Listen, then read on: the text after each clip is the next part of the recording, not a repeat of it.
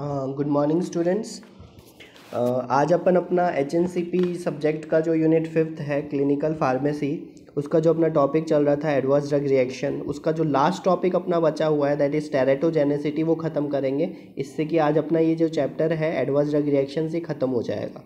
ठीक है, इसके बाद में मैंने आपको ऑलरेडी इस चैप्टर के जो क्वेश्चन आंसर्स हैं और जो इम्पोर्टेंट क्वेश्चंस हैं वो ऑलरेडी हम लोग सेंड कर चुके हैं। तो आपको इसको अपनी नोटबुक के अंदर इम्पोर्टेंट क्वेश्चंस जो है उनको लिखना है। ठीक है, चलिए तो अपन अपना आज का टॉपिक स्टार्ट करते हैं दैट इज़ टेरेटोजेनेसिटी। ठीक है, इससे पहले जब अपन ने ADRs की वीडियो शेयर करी थी, इसके अंदर अपन ऑलरेडी स्टडी कर चुके हैं।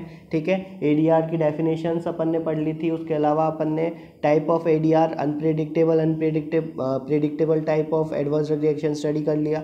उसके बाद में कॉजेज ऑफ ADR स्टडी कर लिया, रिडक्शन ऑफ ADR स्टडी कर लिया, एज वेल एज अपन ने क्या स्टडी किया था लास्ट क्लास के अंदर, अपन ने ड्रग इंड्यूस्ड डिजीजेज जो है वो ऑलरेडी अपन स्टडी कर चुके हैं। ठीक है, तो आज का जो अपना टॉपिक है टेरेटोजेनेसिटी, ये अपन स्टार्ट करते हैं। चलिए, अगर एक नॉर्मल टर्म्स के अंदर बात करें टेरेटोजेनेसिटी की, तो टेरेटोजेनेसिटी का नॉर्मल टर्म्स के अंदर मतलब होता है, टेरेटोजेनेसिटी मतलब कि जब किसी प्रेग्नेंट फीमेल के अंदर किसी ड्रग की वजह से, किसी कोई भी दवाई की वजह से अगर किसी प्रेग्नेंट फीमेल के अंदर किसी तरह के चेंजेस इंड्यूस होते हैं, that is known as the teratogenicity. उस फिनोमिनन को टेरेटोजेनेसिटी बोलेंगे अगर किसी प्रेग्नेंट फीमेल के अंदर किसी तरह के चेंजेस इंड्यूस हो रहे हैं due to any type of chemical substance. ठीक है, whether it is a drug, whether it is something else. ठीक है, we will not only mention drug, okay, because drug it can also be a chemical substance. अगर किसी chemical substance की वजह से भी अगर किसी pregnant female के अंदर किसी तरह के changes induce हो रहे हैं,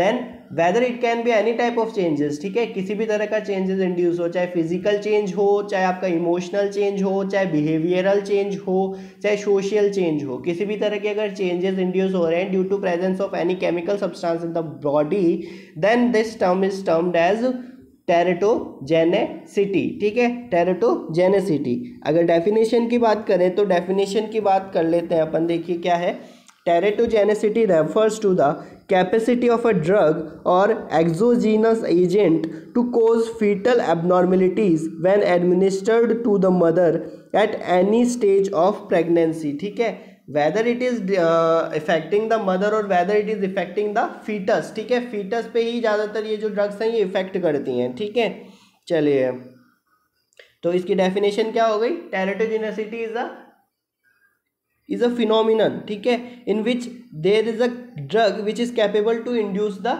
फीटल एबनॉर्मेलिटी। जो फीटस जो है उसको इफेक्ट करेगा, फीटस को किसी भी तरह से इफेक्ट कर सकता है वो फीटस को। ठीक है, अगर ऐसा कुछ हो रहा है then it is called as a teratogenicity. It can be at any stage of pregnancy, whether it is 1 month pregnancy, whether it is a second trimester pregnancy, whether it is third trimester pregnancy. At any stage of pregnancy, if any agent, any compound, any chemical substance is producing any change in the foetus, then this phenomenon is termed as a teratogenicity. Clear है? Okay, आगे देखिए क्या है, the placenta does not strictly constitute a barrier and any drug can cross it to a greater or lesser extent। अच्छा, ये barrier क्या होता है?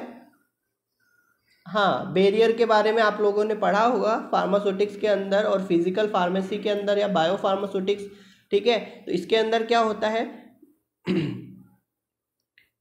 हाँ, इसके अंदर क्या होता है, it is a type of barrier. Barrier क्या करता है, जब आपकी ड्रग डिस्ट्रीब्यूशन फेज के अंदर आ जाती है देन क्या होता है, कुछ बैरियर्स होते हैं जो कि इन्हें अलाउ नहीं करते टू पास थ्रू देम। ठीक है, they are termed as a barrier, they are the obstacles. ठीक है, they are the type of obstacles that come in between the path of drug.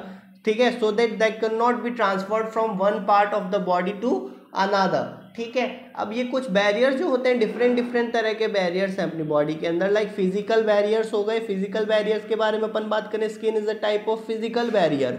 ठीक है, another type of barrier is chemical barrier and another type of barrier is physiological barrier. ठीक है, physiological barrier जो होता है ये भी कई तरह का होता है।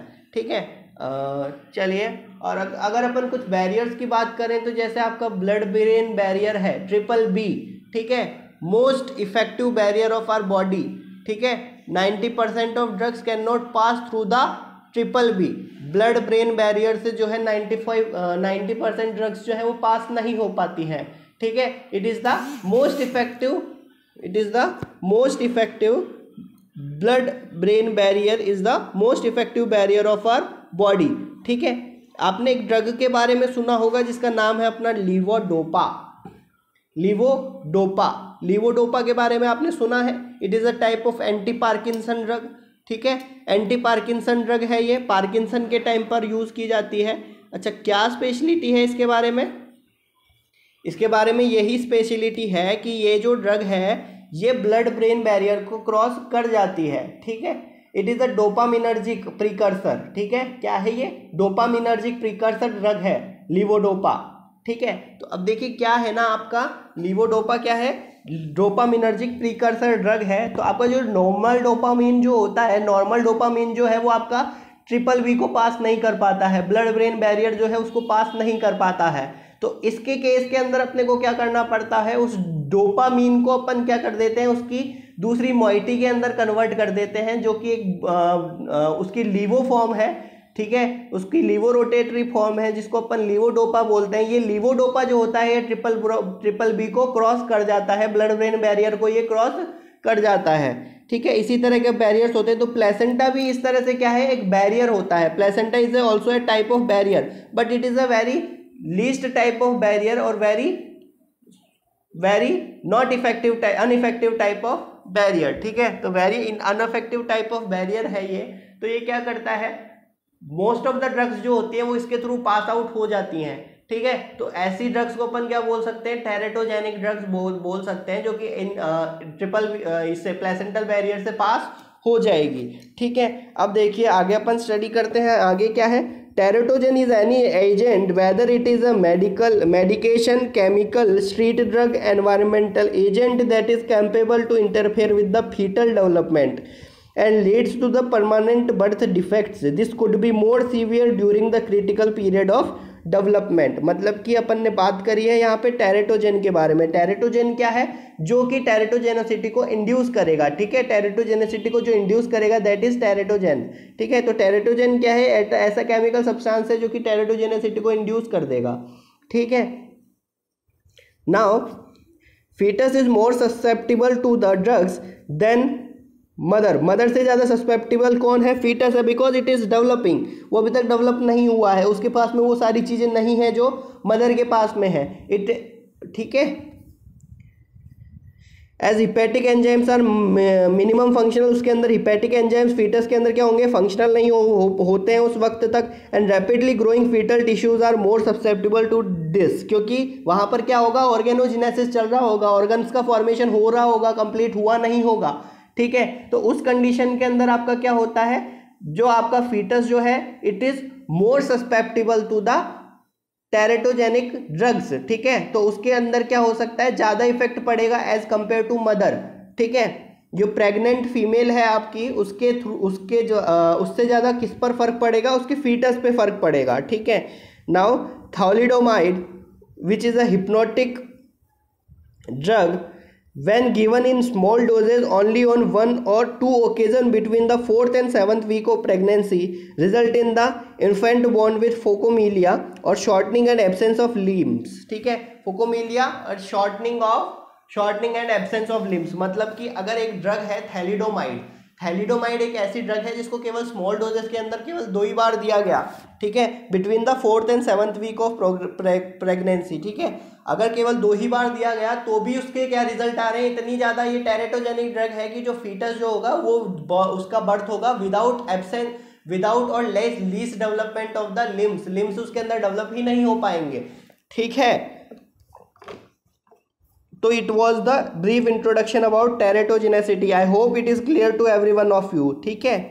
चलिए अब अगर अपन आगे बात करते हैं तो आगे क्या है, principles of टेरेटोजेनेसिटी।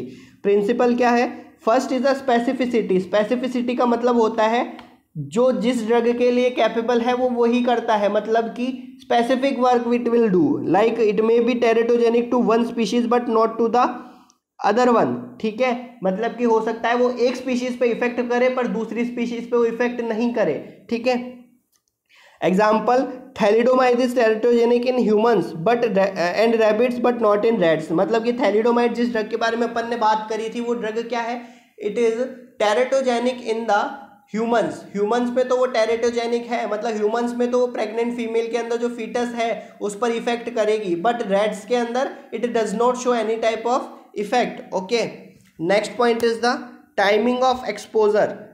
Depending on the stage of development the drug में शो डिफरेंट एडवर्स इफेक्ट और इवन नो इफेक्ट। हाँ, इसके बारे में अपन ऑलरेडी स्टडी कर चुके हैं। जितने टाइम तक कांटेक्ट में होगा, जितने टाइम तक कांटेक्ट होगा, time of contact will be variable. ठीक है, उस पर डिपेंड करेगा कि क्या इफेक्ट शो होगा या क्या इफेक्ट शो नहीं होगा।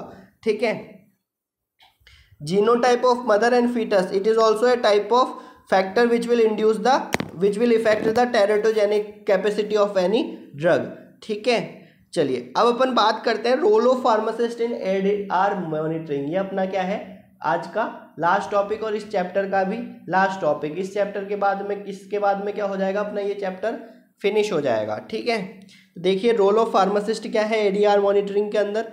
Taking into consideration intensity and seriousness of the reaction, pharmacist can advise if immediate discontinuation of the therapy is required.